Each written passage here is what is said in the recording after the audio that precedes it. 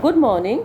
Once again, I am back with the discussion on Blake's poem London, which introduces London as a chartered city. And in the very first stanza, Blake talks of the city as the city and its streets as chartered, dirty, ugly, or nasty in every respect.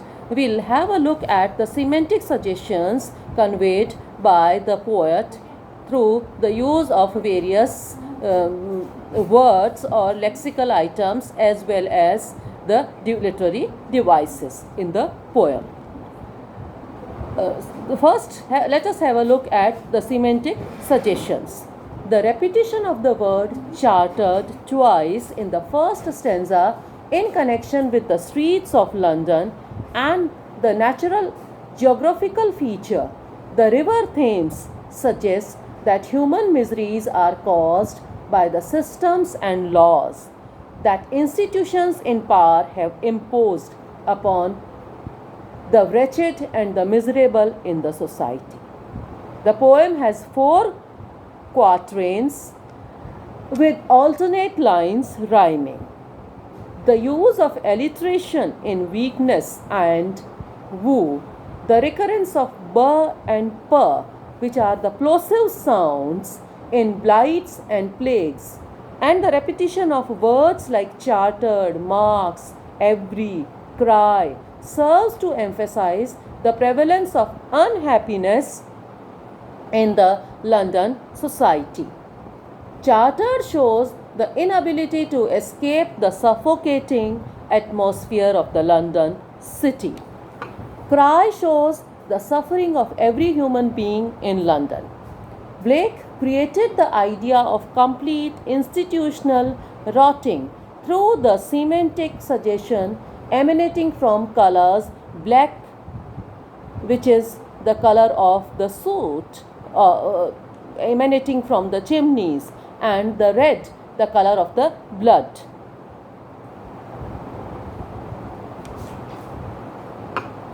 Next, let us have a focus on a few words, cry, sigh, and curse, and their significance in the course of the poem.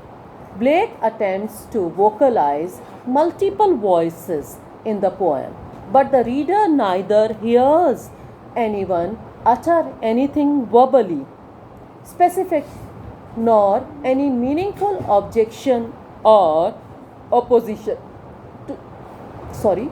Blake attempts to vocalize multiple voices in the poem, but the reader neither hears anyone utter anything verbally specific nor any meaningful objection or oppression to the manacles that keep London people or Londoners in chains or bands.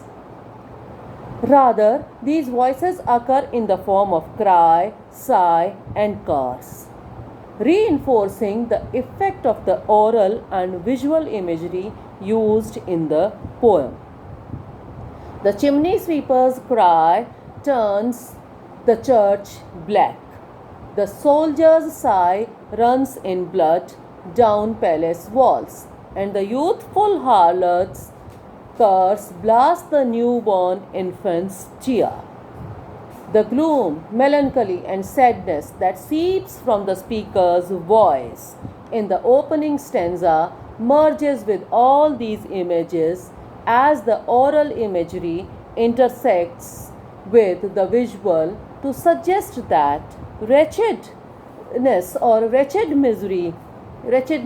misery goes beyond all words for those who suffered London's chartered and manacled socio-cultural political surroundings or milieu.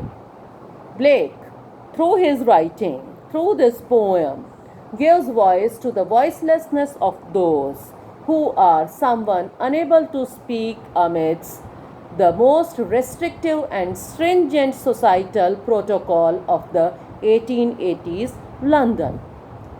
Giving insight into the despairing view of mankind, Blake maintains that the mind-forged manacles or shackles are metaphorical chains created by the society that keep people imprisoned. The use of the word ban reveals that these manacles are placed not simply by law but by societal pressures and constraints. And finally, the universal, timeless appeal that the poem makes.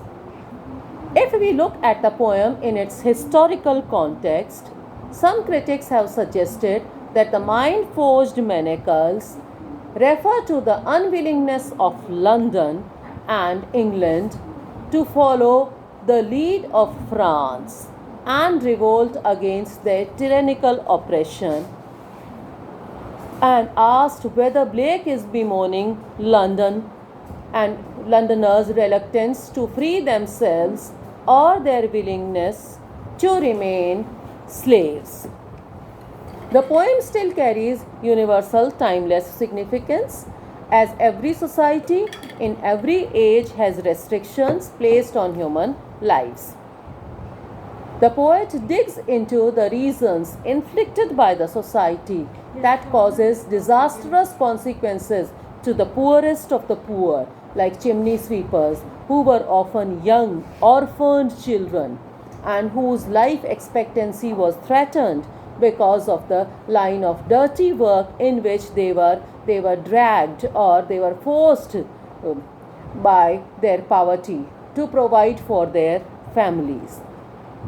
Next, the poet criticizes the political institutions or the government that victimizes the poor soldiers by spilling their blood in order to keep their comforts safe within the palace walls. The power structures have been satirized indirectly or directly by the poet. In the final stanza, the poet attacks the moral corruption. He attacks the moral corruption prevalent in the society that taints innocence, and that taints the institution of marriage also, that taints innocence because extreme poverty and corruption compels the young woman to be involved in the nasty or vulgar profession of prostitution, and questions whether the sanctity of the institution of marriage is intact. In fact, Blake is distraught over the stringent codes of society and condemns every kind of organized institution of power, whether it is religion or government, that curtails human freedom. Thank you very much.